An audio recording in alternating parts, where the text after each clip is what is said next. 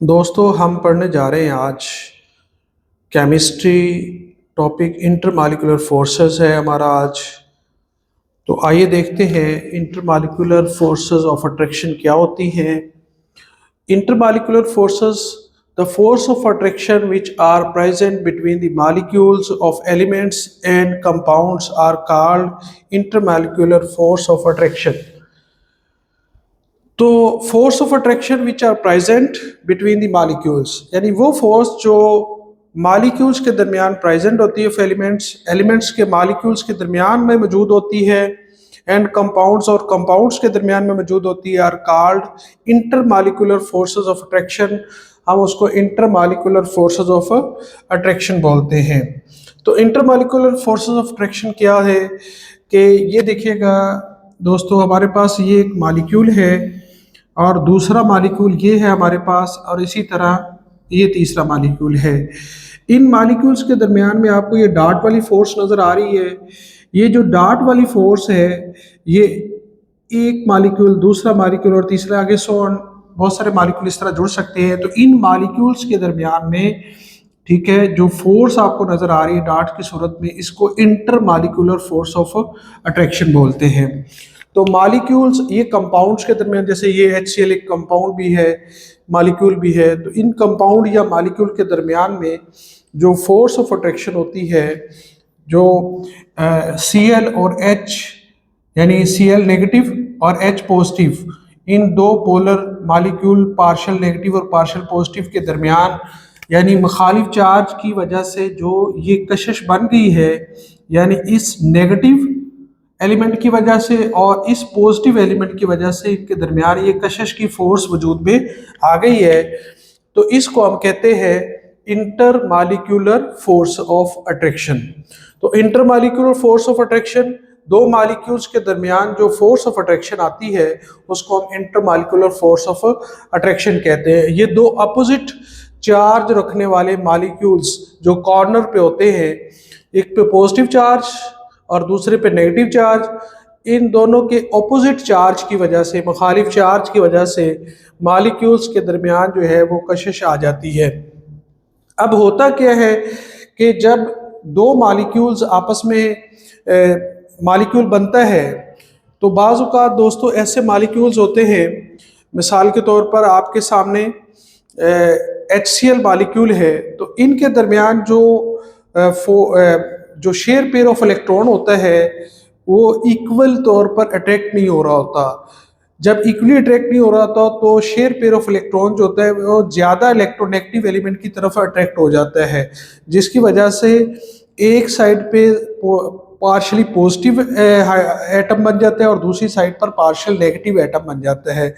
तो इस तरह दो पोल बन जाते हैं, इस तरह जो पोलर बॉन्ड वजूद में आता है।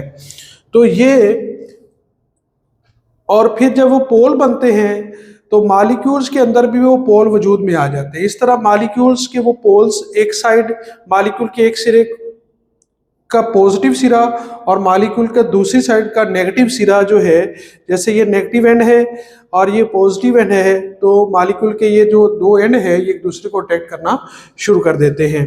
अब जब ये फोर्स, इंटरमॉलिक्यूलर फोर्सेस जो है वो एटम के दरमियान में आ जाती है, तो ये कैसी होती है, इसकी स्ट्रेंथ कैसी होती है। तो दोस्तों ये एक वीक फोर्स होती है बनिस्बत दीगर बॉन्डिंग फोर्सेस की निस्बत, ये एक वीक फोर्स है as compare to ionic bond, covalent bond, metallic bond. ये एक वीक फोर्स है इंटरमॉलिक्यूलर फोर्सेस जो है, ठीक है। और फिर हम देखते हैं कि जो मैटर की जो स्टेट्स है, जैसे कि गैस में, लिक्विड में, सॉलिड के अंदर, वहाँ पर इनकी जो है वो स्ट्रेंथ क्या होती है। तो अगर हम देखें तो weakest among the molecules of gas के मॉलिक्यूल के दरमियान जो इसकी स्ट्रेंथ है वो वीक होती है, क्योंकि गैस के मॉलिक्यूल दूर दूर होते हैं, तो इसलिए मॉलिक्यूल में दूरी होने की वजह से, ठीक है, इनके दरमियान जो दूर दूर होने की वजह से ये जो फोर्स ऑफ अट्रैक्शन है ये कमज़ोर हो जाती है।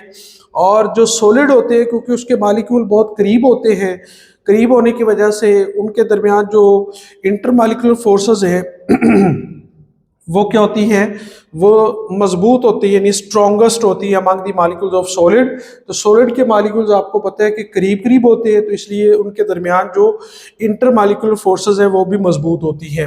अच्छा, ये इफेक्ट क्या करती हैं इंटरमॉलिक्यूलर फोर्सेस? इनका इफेक्ट जो melting and boiling point of the substance है depends upon the intermolecular forces of attraction. तो जो इंटरमॉलिक्यूलर फोर्सेस है इन पर जो है वो मेल्टिंग और बॉइलिंग पॉइंट जो है वो किसी भी सब्सटेंस के जो है वो डिपेंड करते हैं। अगर इंटरमॉलिक्यूलर फोर्सेस जो है वो स्ट्रॉन्ग होंगी तो मेल्टिंग और बॉइलिंग पॉइंट किसी भी सब्सटेंस के वो हाई होंगे, और अगर इंटरमॉलिक्यूलर फोर्सेस वीक होंगी सब्सटेंस के दरमियान तो उसके जो मेल्टिंग और बॉइलिंग पॉइंट हैं वो लो होंगे। तो अब इंटरमॉलिक्यूलर फोर्सेस दो टाइप्स की हो सकती हैं। Number one, dipole dipole forces of attraction, और नंबर टू पे हाइड्रोजन बॉन्डिंग। तो नंबर वन पे है dipole dipole forces of attraction. तो dipole dipole forces of attraction क्या होती है, आइए इसको देखते हैं। The force of attraction present between partial positive end of one polar molecule and partial negative end of another polar molecule is called dipole dipole force of attraction. तो ये एक कैटेगरी इंटरमॉलिक्यूलर फोर्स की एक type है, ठीक है, जो हम पढ़ रहे हैं इंटरमॉलिक्यूलर की पहली टाइप। इसमें क्या होता है कि फोर्स ऑफ अट्रैक्शन होती है present between partial positive end of one polar molecule. Polar molecule के एक एंड पे जो पार्शियल पॉजिटिव चार्ज होता है and partial negative end of the another polar molecule, और दूसरे एंड पे जो पार्शियल नेगेटिव एंड होता है, उन दोनों के दरमियान जो फोर्स वजूद में आती है उसको हम कहते हैं dipole dipole force of attraction. जैसे देखें कि इस मॉलिक्यूल, ये एक मॉलिक्यूल हो गया दोस्तों, और ये दूसरा मॉलिक्यूल हो गया, ये तीसरा मॉलिक्यूल हो गया, ये चौथा मॉलिक्यूल हो गया। तो इस मॉलिक्यूल का ये पार्शियल पॉजिटिव एंड हो गया, और ये वाला जो एंड है ये पार्शियल नेगेटिव एंड हो गया, यानी पार्शियल नेगेटिव एंड और पार्शियल पॉजिटिव एंड। तो मॉलिक्यूल का जो पार्शियल पॉजिटिव एंड और पार्शियल नेगेटिव एंड, ये दोनों एक दूसरे को अट्रैक्ट करते हैं। इस अट्रैक्शन की वजह से जो फोर्स एक दूसरे को मॉलिक्यूल अट्रैक्ट करने लग जाते हैं, इसको dipole dipole force of attraction कहते हैं। The force of attraction present between, यानी वो फोर्स जो मौजूद होती है between partial positive end of one polar molecule, एक पोलर मॉलिक्यूल के पार्शियल पॉजिटिव एंड पे and partial negative end of other polar molecule, और दूसरे पार्शियल पॉजिटिव मॉलिक्यूल के पार्शियल नेगेटिव पोलर मॉलिक्यूल के अदर एंड पर, ठीक है, इस called dipole dipole force of attraction. उसको हम क्या कहते हैं, dipole dipole force of attraction. यानी ये क्या होगी, पोलर मॉलिक्यूल के एक पॉजिटिव एंड पर जो फोर्स ऑफ अट्रैक्शन होगी और दूसरे नेगेटिव एंड पर जो फोर्स ऑफ अट्रैक्शन होगी, उन दोनों के दरमियान में जो फोर्स ऑफ अट्रैक्शन बनेगी उसको हम क्या कहेंगे, dipole dipole force of attraction. तो अब ये दो पोल बन गए हैं, एक पॉजिटिव पोल और एक नेगेटिव पोल। तो ये दो पोल हैं तो लिहाजा डाइपोल हो गया, डाई का मतलब दो, तो ये दो पोल बन गए, इस वजह से ये dipole dipole force of attraction बन गई है। इसी तरह ये देखिए, ये पॉजिटिव पोल, ये नेगेटिव पोल हो गया, तो इनके दरमियान जो फोर्स ऑफ अट्रैक्शन बन जाएगी, यानी पॉजिटिव नेगेटिव एक दूसरे को कशिश करने लग जाएंगे, तो ये क्या हो जाएगा, dipole dipole force of attraction. इसी तरह ये पॉजिटिव और ये नेगेटिव, और इस तरह इनके दरमियान फोर्स ऑफ अट्रैक्शन आ जाएगी, तो उसको हम क्या कहेंगे, dipole dipole force of attraction बन जाएगी। अब ये dipole dipole force of attraction कैसे बनती है, इसको आइए समझते हैं। अब देखिए, हमारे पास HCl है। HCl जो है, जब ये आपस में इनके, यानी एक इलेक्ट्रॉन वैलेंस शेल में हाइड्रोजन अपना शेयर करता है और क्लोरीन भी अपने एक वैलेंस शेल से एक इलेक्ट्रॉन शेयर करता है, यानी क्लोरीन के पास 7 इलेक्ट्रॉन होते हैं वैलेंस शेल में, ठीक है, इसको पास एक कम होता है, और हाइड्रोजन के पास भी एक ही इलेक्ट्रॉन होता है वैलेंस शेल में, इसके पास भी एक ही कम होता है, यानी इसको अपना डुप्लेट रूल पूरा करने के लिए एक इलेक्ट्रॉन चाहिए, इसको अपना ऑक्टेट रूल पूरा करने के लिए एक इलेक्ट्रॉन चाहिए, ठीक है। यानी कि क्लोरीन के पास टोटल वैलेंस शेल में टोटल प्यारे बच्चों जो है वो 7 इलेक्ट्रॉन होते हैं, और हाइड्रोजन के पास सिर्फ एक होते हैं। तो ये चाहता है कि मेरा डुप्लेट रूल पूरा हो जाए, और ये चाहता है मेरा ऑक्टेट रूल पूरा हो जाए। अब ये जोड़ा दोनों के दरमियान में मुकाबला शुरू हो जाता है, ये खींचना चाहते हैं। तो अब ये जो जोड़ा है ये दोनों के दरमियान में किसकी तरफ ज्यादा चला जाएगा, जिसकी इलेक्ट्रोनेगेटिविटी ज्यादा होगी। अब ये जो इलेक्ट्रॉन का जोड़ा है ये क्लोरीन की तरफ अट्रैक्ट हो जाएगा, क्लोरीन की तरफ चला जाएगा। क्यों? क्योंकि क्लोरीन की इलेक्ट्रोनेगेटिविटी ज्यादा है। तो अब ये क्लोरीन के करीब हो जाएगा। ये जो इलेक्ट्रॉन का जोड़ा है ये कहाँ चला जाएगा? क्लोरीन के करीब चला जाएगा। जब इसके करीब चला जाएगा तो ये चूंकि इलेक्ट्रॉन है, इलेक्ट्रॉन पे कौन सा चार्ज होता है? नेगेटिव। तो अब क्लोरीन पर जो है वो पार्शियल आ जाएगा नेगेटिव चार्ज, और हाइड्रोजन से ये जोड़ा दूर चला गया तो इस पर आ जाएगा पार्शियल पॉजिटिव चार्ज। इस तरह HCl का एक एंड जो है नेगेटिव हो जाता है थोड़ा सा, और दूसरे एंड जो है वो उस पर पार्शियल जो है वो पॉजिटिव चार्ज आ जाता है। इस तरह दो पोलर एंड वजूद में आ जाते हैं HCl के दरमियान में। तो इस तरह एक पार्शियल पॉजिटिव और दूसरा पार्शियल नेगेटिव बन जाते हैं। और जब ये मॉलिक्यूल्स बनते हैं तो फिर मॉलिक्यूल्स के सिरे भी जब पॉजिटिव नेगेटिव आपस में जुड़ते हैं तो वो भी इसी तरह कशिश में बन जाते हैं, जुड़ जाते हैं आपस में, positive negative positive negative positive negative positive negative. तो इस तरह वो कशिश में जुड़ जाते हैं और इस तरह मॉलिक्यूल्स के दरमियान में जो फोर्स वजूद में आती है या फोर्स ऑफ अट्रैक्शन बनती है उसको हम dipole dipole force of attraction कहते हैं। अब ये देखें, ये हमारे पास हमने देखा है कि ये HCl के दरमियान में इस तरह एक पोल पॉजिटिव हो जाता है और दूसरा पोल नेगेटिव। इस तरह ये पोल पॉजिटिव और ये पोल नेगेटिव। तो ये एक साइड का पोल और ये दूसरी साइड का पोल। तो ये इसी वजह से जो पोल से बन जाते हैं कि एक साइड पॉजिटिव इस तरफ आ जाता है और नेगेटिव इस तरफ चला जाता है, पॉजिटिव इधर आ गया और नेगेटिव उधर चला गया। तो ये पोल बन जाते हैं इस वजह से, और दरमियान में ये कशिश आ गई तो इसको अट्रैक्शन दिखाया गया यहाँ पे। तो इस वजह से इसको dipole dipole force of attraction कहते हैं। इफेक्ट क्या होता है? जिन कंपाउंड्स के अंदर dipole dipole force of attraction होती है ये क्या करती है, ये भी कंपाउंड्स के अंदर जो है वो मेल्टिंग और बॉइलिंग पॉइंट्स को रेज करती है, यानी उनके मेल्टिंग और बॉइलिंग पॉइंट्स को ज्यादा कर देती है। अगर किसी कंपाउंड में के दरमियान में मॉलिक्यूल्स के दरमियान में dipole dipole force of attraction होगी तो उनके मेल्टिंग और बॉइलिंग पॉइंट्स रिलेटिवली ज्यादा हो जाएंगे। इसी तरह हाइड्रोजन बॉन्डिंग जो है नेक्स्ट हमारी ये दूसरी टाइप है इसकी इंटरमॉलिक्यूलर फोर्सेस की। तो इंटरमॉलिक्यूलर फोर्सेस की पहली टाइप थी dipole dipole force of attraction और दूसरी टाइप है हाइड्रोजन बॉन्डिंग। आइए देखते हैं हाइड्रोजन बॉन्डिंग क्या होती है। The electrostatic force of attraction present between partial positively charged hydrogen atom and highly electronegative atom fluorine oxygen nitrogen is called hydrogen bonding। दोस्तों हाइड्रोजन बॉन्डिंग क्या है? ये एक हाइड्रोजन एटम और दूसरा जो है ज्यादा इलेक्ट्रोनेगेटिव एटम जैसे कि ऑक्सीजन नाइट्रोजन और फ्लोरीन वगैरह के दरमियान में जो बॉन्डिंग बनती है उससे हम कहते हैं कि हाइड्रोजन जब मिल जाए ऑक्सीजन से, हाइड्रोजन जब मिल जाए नाइट्रोजन से, हाइड्रोजन जब मिल जाए फ्लोरीन से, तो ये जो बॉन्डिंग बनेगी, एक हाइड्रोजन के एटम ज्यादा इलेक्ट्रोनेगेटिव एलिमेंट से मिल जाए तो उस टाइम जो बॉन्डिंग बनेगी उसे हम कहेंगे हाइड्रोजन बॉन्डिंग। यानी हाइड्रोजन के एटम ज्यादा इलेक्ट्रोनेगेटिव एलिमेंट से जब मिलेगा तो वो जो बॉन्डिंग बनेगी उसे हम क्या कहेंगे? Hydrogen bonding. तो the electrostatic force of attraction यानी वो electrostatic force of attraction present between partial positively charge hydrogen atom, जो पार्शियली पॉजिटिव हाइड्रोजन एटम्स के दरमियान हो, and highly electronegative atom FON, ठीक है, इनके दरमियान हो, इज कॉल्ड हाइड्रोजन बॉन्डिंग। तो बहुत ज्यादा इलेक्ट्रोनेगेटिव जो एटम है जैसा कि फ्लोरीन ऑक्सीजन और नाइट्रोजन, इनके साथ जो बॉन्ड बनेगा हाइड्रोजन का, ठीक है, तो वो क्या कहलाएगा? हाइड्रोजन बॉन्डिंग कहलाएगा। अब देखिए जैसे कि आपको नजर आ रहा है कि हाइड्रोजन हाइड्रोजन और सेंटर में ऑक्सीजन है, तो ऑक्सीजन के साथ जो हाइड्रोजन बॉन्ड बना रहा है ये हाइड्रोजन बॉन्डिंग है, क्योंकि ऑक्सीजन बहुत ज्यादा इलेक्ट्रोनेगेटिव एटम है और हाइड्रोजन जो है वो पार्शियल पॉजिटिव है, ठीक है। तो ये दरमियान ये जो बॉन्ड बन रहा है ये क्या है? हाइड्रोजन बॉन्डिंग है।